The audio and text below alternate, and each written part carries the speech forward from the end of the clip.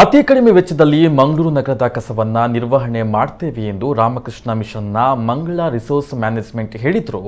Kick ಬ್ಯಾಕ್ಗೋಸ್ಕರ ಮಹಾನಗರ ಪಾಲಿಕೆ ಹೊರಗುತ್ತಿಗೆಯನ್ನು ನೀಡಲು ಮುಂದಾಗ್ತಾ ಇದ್ದಾರೆ ಎಂದು ಮಹಾನಗರ ಪಾಲಿಕೆಯ ವಿಪಕ್ಷದ ನಾಯಕ ಎಸಿ ವಿನಯರಾಜ್ ಆರೋಪವನ್ನ ಮಾಡಿದ್ದಾರೆ. ಕಾಂಗ್ರೆಸ್ ಕಚೇರಿಯಲ್ಲಿ ನಡೆದಂತಹ ಸುದ್ದಿಗೋಷ್ಠಿಯಲ್ಲಿ ಮಾತನಾಡಿದ ಅವರು, ಮಹಾನಗರ ಪಾಲಿಕೆ ಸುಮಾರು 52 ಕೋಟಿ ರೂಪಾಯಿ ವೆಚ್ಚದಲ್ಲಿ ಕಸವನ್ನ ವಿಲೇವಾರಿಗೆ ಬಳಸಲು ಮುಂದಾಗಿದೆ.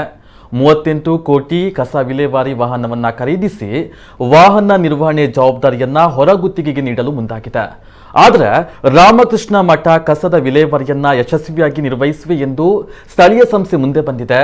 ಆದರೆ ರಾಮಕೃಷ್ಣ ಮಠದವರಿಗೆ ನಿರ್ವಹಣೆಯ ಜವಾಬ್ದಾರಿಯನ್ನ ನೀಡಲು ಬಿಜೆಪಿಯವರಿಗೆ ಆಸಕ್ತಿ ತೋರ್ತಾ ಇಲ್ಲ. ಪಾಲಿಕೆಯಲ್ಲಿ ಸ್ವಾರ್ಥ ಭಾವನೆ ತಾಂಡವ ಆಗ್ತಾ ಇದೆ. ಈ ವಿಷಯವನ್ನ ಮುಂದಿನ ದಿನಗಳಲ್ಲಿ ಗಂಭೀರವಾಗಿ ಪರಿಗಣಿಸಲಾಗುವುದು ಎಂದರು. ಕೂಡಲೇ ಪಾಲಿಕೆಯಲ್ಲಿ ಸಭೆ ಕರೆದು ರಾಮಕೃಷ್ಣ ಮಠದ ಸಂಸ್ಥೆಗೆ ಘನತ್ಯಾಜ್ಯ ನಿರ್ವಹಣೆ ನೀಡಲಿ ಎಂದು ಆಗ್ರಹಿಸಿದರು.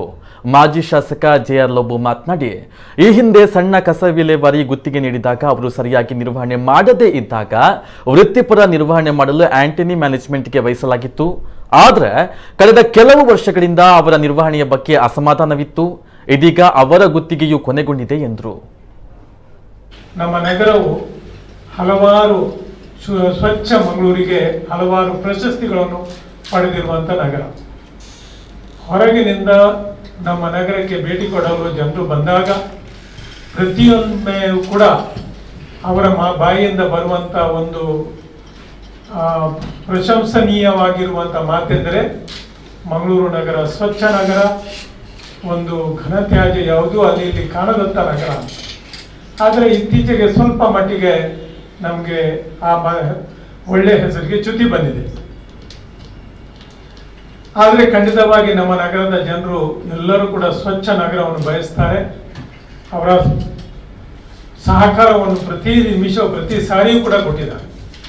ಸರ್ಕಾರ ಘನತ್ಯಾಜ್ಯ ನಿರ್ವಹಣೆಗೆ ಸೆಸ್ ಅನ್ನು ಹಾಕಿದಾಗಲೂ ಕೂಡ ಹೆಚ್ಚಿನ ಮಾತಿಲ್ಲದ ಅದೊಂದು ದೊಡ್ಡ ಹೊರೆಯಾದರೂ ಕೂಡ ನಗರದ ನಿವಾಸಿಗಳು ಏನೂ ಬೇಸರ ಪಡದೆ ಸ್ವಲ್ಪ ಕಷ್ಟ ಆದರೂ ಕೂಡ ಮಹಾನಗರ ಪಾಲಿಕೆಯ ಜೊತೆಯಲ್ಲಿ ಕೈ ಜೋಡಿಸಿದ್ದಾರೆ.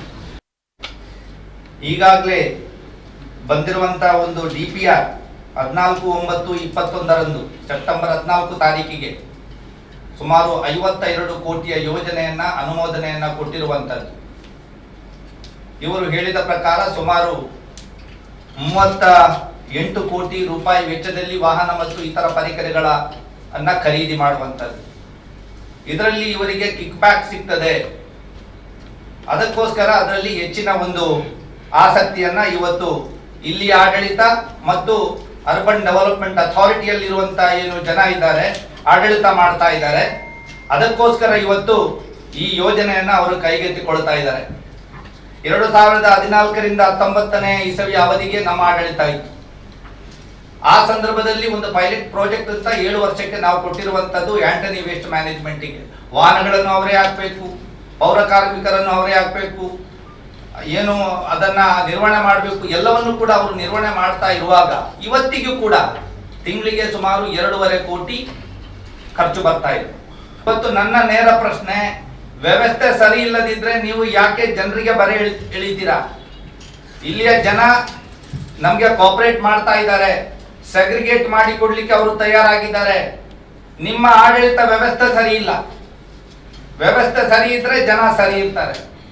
ಇವರ ಆಡಳಿತದ ವೈಫಲ್ಯಕ್ಕೋಸ್ಕರ ಇವತ್ತು ಜನರ ಮೇಲೆ ಇವರು ಗೂಬೆಯನ್ನ ಕೂರಿಸ್ತಾ ಇದ್ದಾರೆ, ರಸ್ತೆಯಲ್ಲಿ ಹಾಕ್ತಾ ಇದ್ದಾರೆ, ಬ್ಲಾಕ್ ಸ್ಪಾಟ್ ಮಾಡ್ತಾ ಇದ್ದಾರೆ, ಜನರ ಮೇಲೆ ಇವರು ದೂರ್ತಾ ಇದ್ದಾರೆ.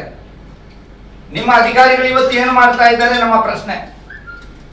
ನೀವು ಯಾಕೆ ಅವರನ್ನ ನೀವು ಮಾನಿಟರ್ ಮಾಡ್ತಾ ಇಲ್ಲ?